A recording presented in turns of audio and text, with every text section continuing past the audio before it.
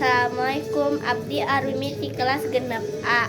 Bumi abdi di Bukit Putra. Abdi bade baca carpon pendek nu judulna Kaeurat Kenur. Geleber teuep 5 manuk piit teh euntep dina pare nu geus ruhyuy buaten da pare nu keur mehpeuy koneng teh keur maranehna mah estu kadaharan nu kacita pikaresepna.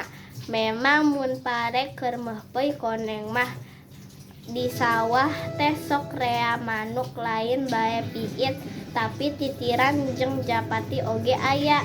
Keur anteng maranehna nyisilan siki pare geleber haliber lantaran Rejel jeung Yumna ngalaliwat ka sisi sawah lebah dinya.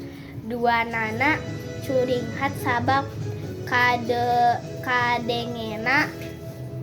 kadengeun ku maranehna lebah dapuran pare aya sora cit-citan.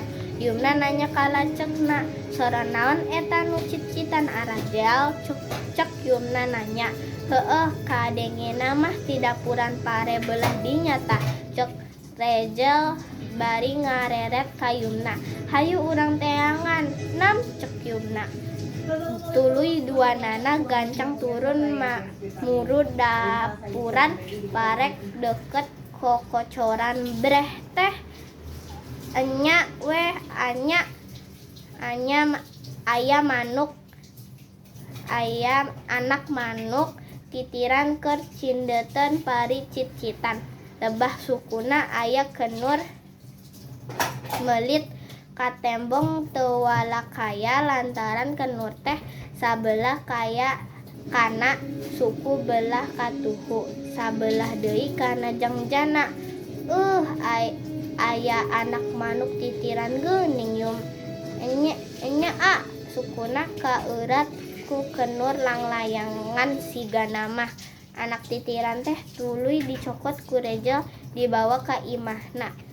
Deudeuh teuing titiran, kumaha pangna maneh kaeurat kieu?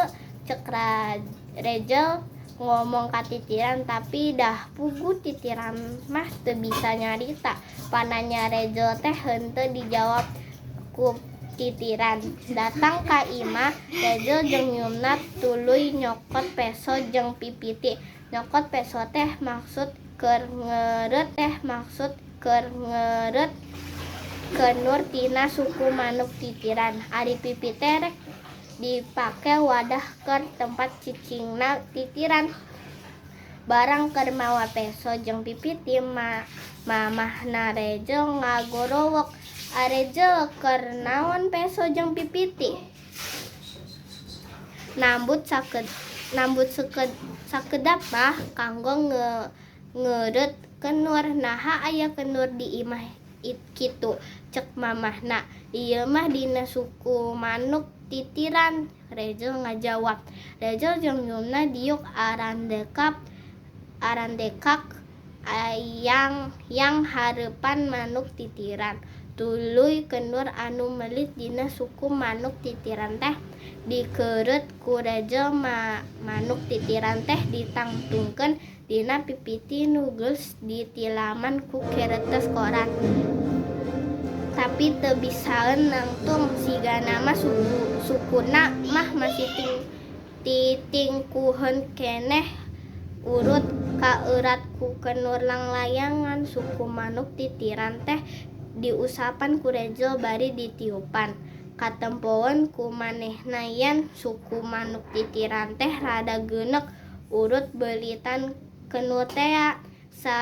Saenggeus rada lila diusapan jeung ditiupan mah manuk titiran teh rada bisaeun nangtung. Nganangtungna henteu kedeprek deui bangun nu nyerieun keneh. Rejel jeung Yumna karunyaeun pisan ningali kaayaan manuk titiran kitu teh. Tuluy Rejel nitah Yumna nyokot cai atah keur nginum manuk titiran. Jung Yumna nangtung leos ka dapur rek nyokot cai tina keuran keur nginum manuk titiran. Manuk titiran teh diinum ku Rejel katempona siga nu hana anggeng pisan. Saenggeus diinum manuk titiran katembong rada jak-jak. Teu kudu ditangtungkeun oge manuk titiran teh bisa nangtung sorangan samalah bisa leuleupeungan. Nempo kaayaan manuk titiran beuritan kenur tea. Saenggeus rada lila diusapan jeung ditiupan mah manuk titiran teh rada bisa nangtung. Nganangtungna henteu kedeprek deui bangunu nyerieun keneh. Rejel jeung Yumna karunyaeun pisan ningali kaayaan manuk titiran kitu teh. Tuluy Rejel nitah Yumna nyokot cai atah keur nginum manuk titiran.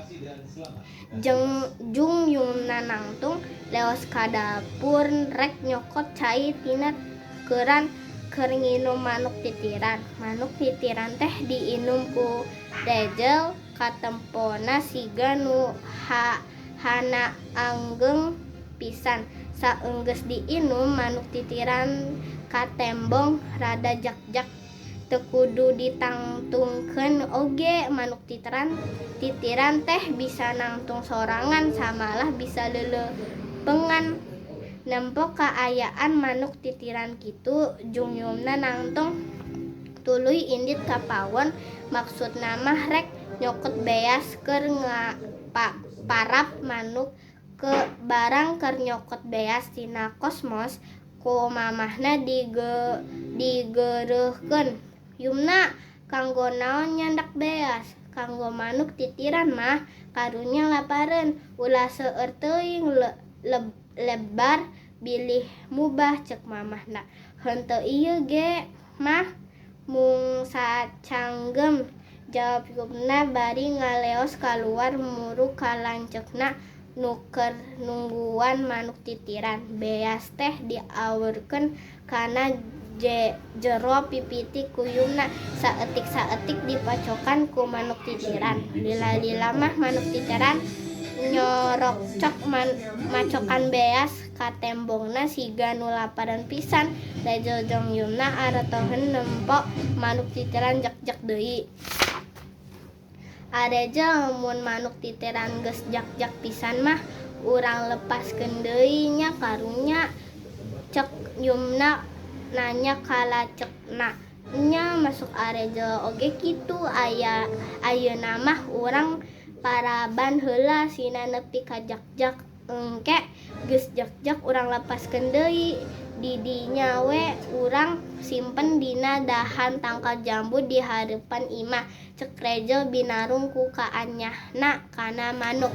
Wassalamualaikum.